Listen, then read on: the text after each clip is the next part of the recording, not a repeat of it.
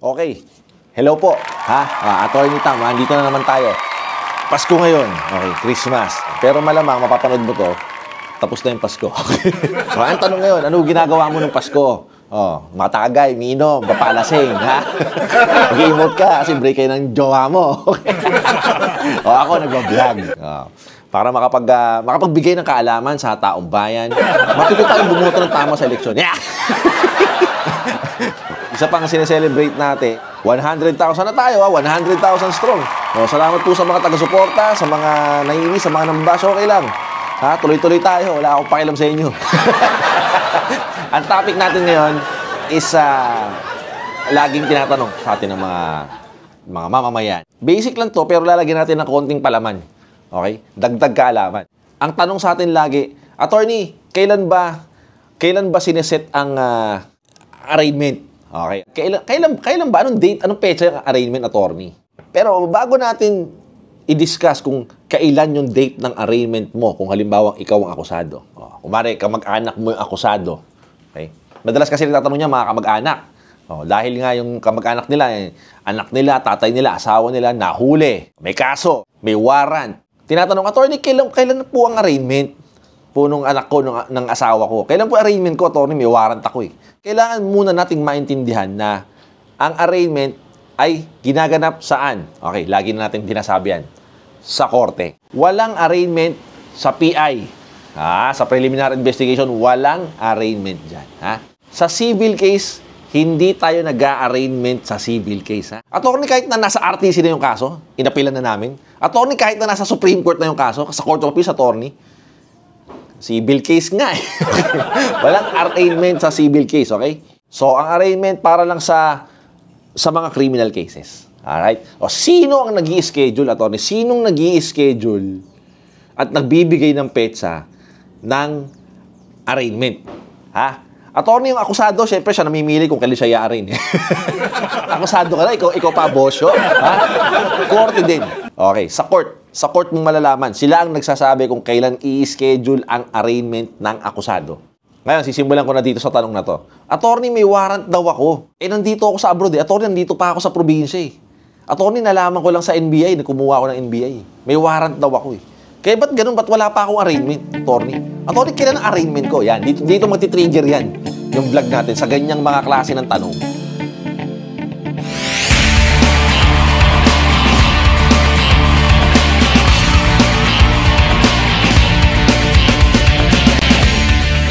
Kailan nga ba mag-i-schedule ang korte?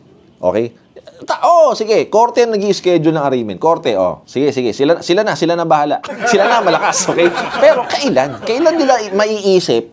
Kailan din sila matitrigger na schedule na natin ang arraignment tong si Pedro de la Cruz? Schedule na natin siya. Kailan mangyayari yun? Kailan nila gagawin yun? Na i-set ka, i-schedule ka for arraignment? Pag-trip lang nila, pag-trip ni Judge. Hindi. Ganyan ang i-discuss natin ngayon, ha? So, hahatiin natin sa dalawang part, okay? Sa rule number 1, sa part number 1, is pag yung criminal case ay may warrant of arrest. Nag-issue ng warrant of arrest ang korte, okay? And part 2, kapag yung kaso ay walang warrant. Itong vlog na to. Okay? So, dun muna tayo sa first part, sa rule number 1, yung basic rule. Usual naman yan, ang criminal case, basic yan. Pag sumampa sa korte, mag-i-issue ng warrant ang korte. Okay? Kailangan mag-issue ni judge ng court ng warrant of arrest para arestuhin ang akusado. Okay? Lalo-lalo na kapag nasa RTC yung kaso. Pag sakop ng RTC yung kaso, yung mga mabibigat na, yung mga murder, homicide, robbery, rape, ganyan-ganyan. So, yung mga mabibigat na kaso, nasa RTC, matik yan, pag sumampa doon ang kaso, mag-i-issue ang korte ng warrant of arrest. Attorney, so pag nag-issue na ba si judge ng warrant of arrest, matik, meron ng meron na ring nakaset na arraignment yun. Ang gandang tanong. Balikan nyo tong vlog na to. Kailan lumalabas ang warrant of arrest? Balikan natin yan. Ikaw na lang pala, balikan mo na lang. Para di tayo masyado mahaba. So pag dumating yung oras na sumampa na yung kaso sa korte, yan na. Diniscuss ko dyan, maglalabas ang korte ng warrant of arrest. Ngayon, does it mean na paglabas ng warrant of arrest, kasama na rin yung schedule ng arraignment?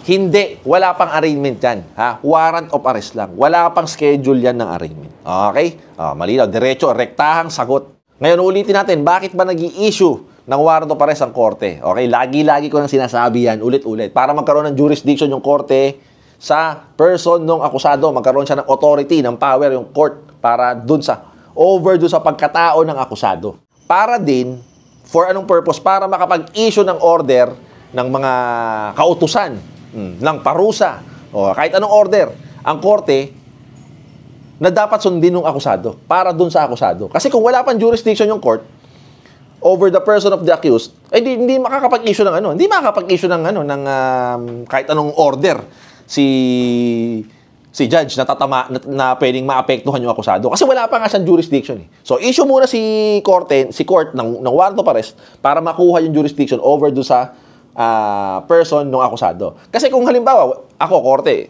ito yung akusado, wala pa akong sa kanya, wala pa akong jurisdiction. O di paano kung nagkasundo na kayo, yung complainant at yung accused? O hindi ako pwede mag-issue ng dismissal dyan. Hindi ko i-entertain yung mga desistance ninyo, mga compromise ninyo. Hindi ko pwedeng entertain yan.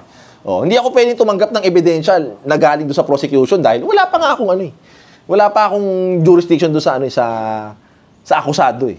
So hanggang doon lang muna ako, warrant lang muna para makuha ko yung akusado. Hindi pwedeng mag-issue si judge ng order na this case is hereby dismissed dahil nagkasundo na yung complainant at yung accused, meron the desistance. Hindi pwede. Hindi pa nga nahuhuli yung akusado eh, di ba? O. Ngayon, kapag may warrant na, ano ang epekto niya pag ikaw yung akusado, alam mo may warrant ka, di ba? Takot ang akusado kasi may warrant siya. Di ba? Pag pumunta ka sa NBI, kumuha ka ng NBI mo.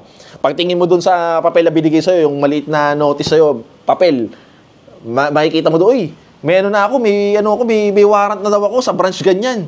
Sa MTC, RTC ganyan, may warrant daw ako. O anong naramdaman nung mga tao kumukuha ng NBI, tapos nalalaman nilang may warrant sila? Natatakot. O, anong gagawin? Anong gagawin pag may warrant ka? Di ba? O di magbe-bail. Bail ka, di ba? O di ba? Piyansa ka.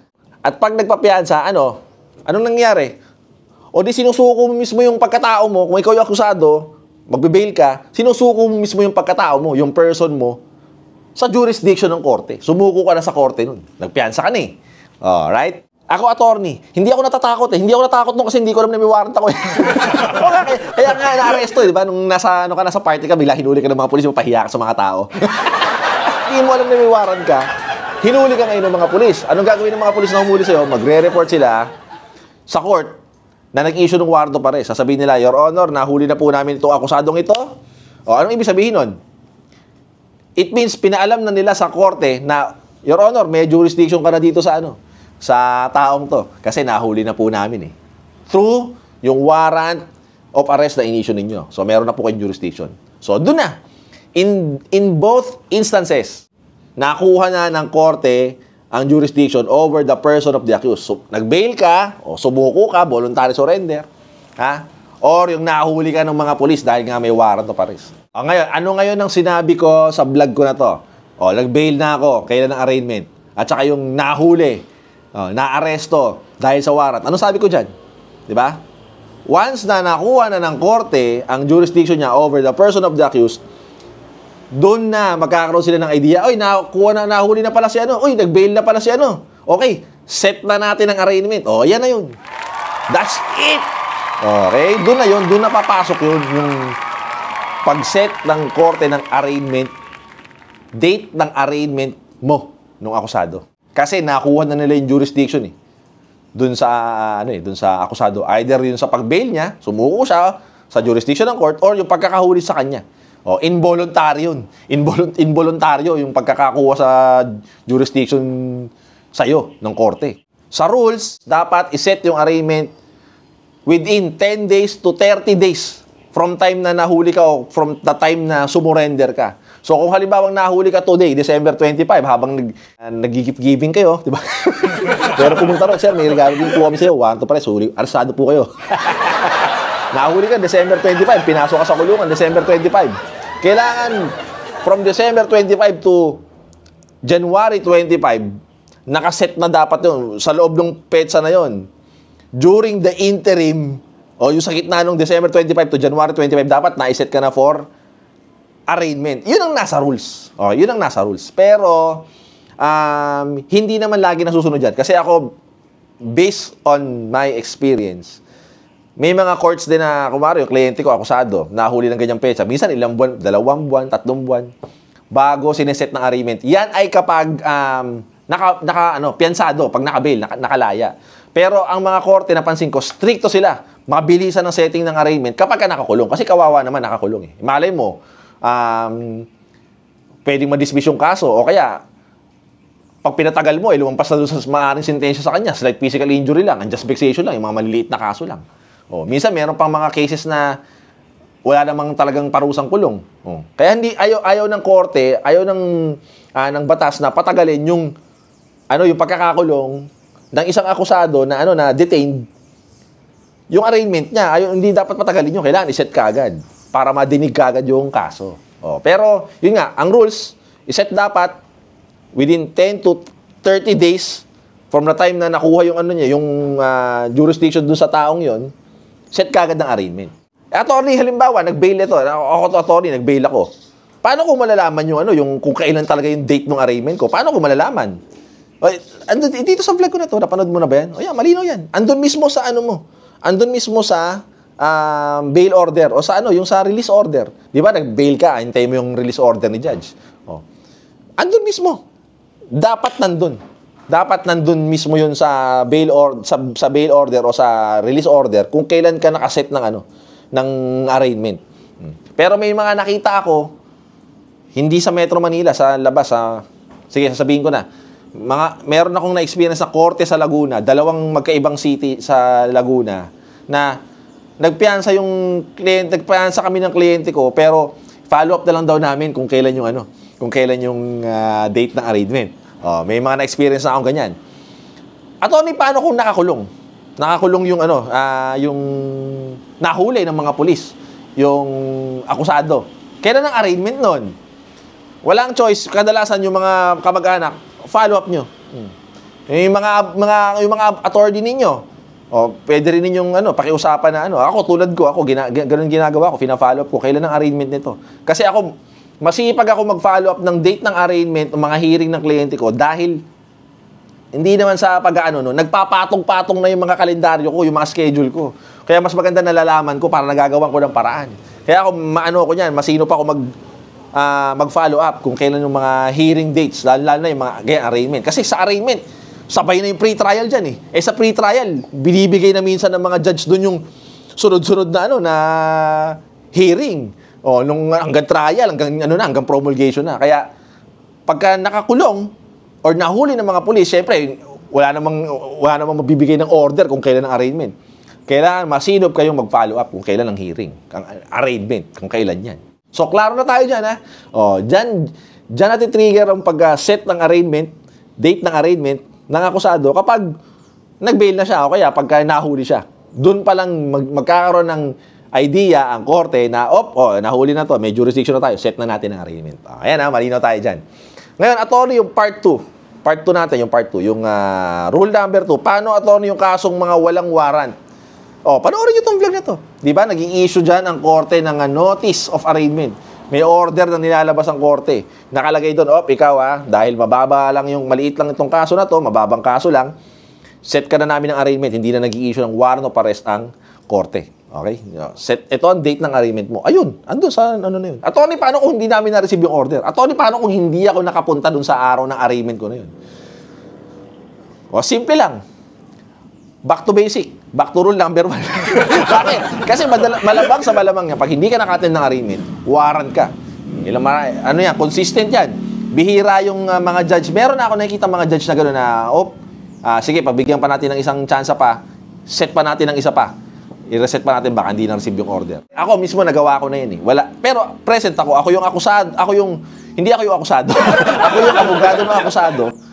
Ako yung umattend. Kasi yung kliyente ko, nasa ibang probinsya. So, eroplano, malayo. Hindi niya kayang habulin. So, ako yung nag-appear, nakiusap ako kay judge. Pinayagan naman ako ni Judge na Marcet. Pero kung hindi dahil doon, siguradong warrant ang akusado. Mawawarrant yun.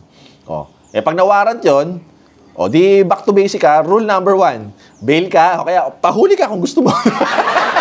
Pahuli ka. Kung nakakatamad ng bail, Tony, pahuli na lang ako. So, sige, nasa yan, di ba? O, tatanggapin ka ng mga pulis with open arms, di ba? Di ba? Madaling kausap ang mga pulis pagdating sa mga arestuhan. O kaya, ha? May isa pa. Panoorin mo yung vlog ko na bench warrant. Kasi yun nga eh, yung ano na yan, yung pagka-issue ni judge ng warrant dahil hindi ka nakatin ng arraignment, ang tawag dyan ay, panoorin mo tong vlog na yan. Okay? Tapos meron ako idadagdag na topic dito. Eto, huli, bonus. Paano, attorney, kung yung nahuli dahil sa mga buy bust? Warrantless arrest. Okay? Yung mga nahuli sa mga sugalan, yung mga niraid ng mga pulis. O, ganyan. Yung, number 1, yung buy bust operation sa mga droga-droga. Basic. Pagsampa, di ba, ini-inquest yan mga yan. Panoorin nyo yung vlog na inquest. Pag inquest sa kanila, pag sinabi ni Piskal na, may kaso ka, isampa natin sa korte. Automatic, meron ng jurisdiction ng korte. Kasi nakakulong ni. Right? Issue na pagsampa nun, at ang report ng mga pulis, detained ka, nakalagay doon, meron certificate of detention yun eh. Na kagad yun. Set na kagad for arraignment yun. At bibilisan ng korte yun. Kasi nga detained, di ba sinabi ko kanina, pag detained ang akusado, mas stricto ang korte na iset agad sila ng mabilisan for arraignment. Okay? So, paano malalaman na yung date ng arraignment? Follow up ka. Yung mga attorney ninyo, kung meron kayong mga abogado. Kung wala, kayo yung mga kamag-anak, syempre, kayo magpa-follow up. Attorney, paano kung walang kamag-anak? Bale, dadali naman yun. Sasabihin naman doon sa akusado mismo sa kulungan eh. Bukas, arraignment mo ha. Mag-ready ka, magbihis ka, magbarong ka. Basta yun, malalaman din naman yung akusado. Kahit ano mangyari. Total, nakakulong din naman yung akusado. So, pag-arraignment niya na, duty ng mga nung mga nasa BJMP na dalhin sila sa korte o kaya mag-online sila, video conference hearing sila for the arraignment of the accused. Okay? So, I hope naintindihan nyo na kung kailan sineset ang arraignment. Ha? Basic na basic lang. Binigyan lang natin ng konting palabok. Pero, sana na-get ninyo, naintindihan ninyo yung discussion natin. Basic lang naman. Pang mamamayang discussion lang naman. Okay? So, Merry Christmas ulit. Congratulations sa atin. 100,000 subscribers. Ha? Praise God. Amen. Hallelujah. Ha? God bless. Ciao!